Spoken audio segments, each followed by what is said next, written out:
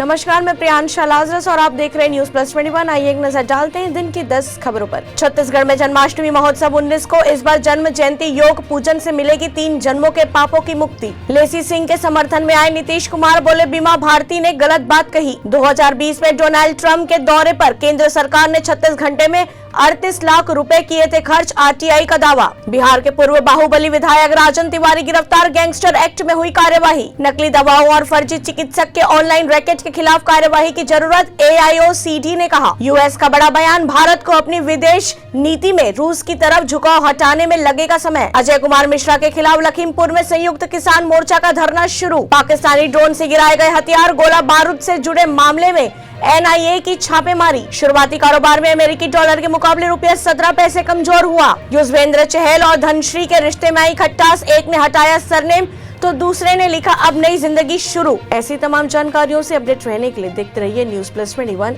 आपके हक की बात।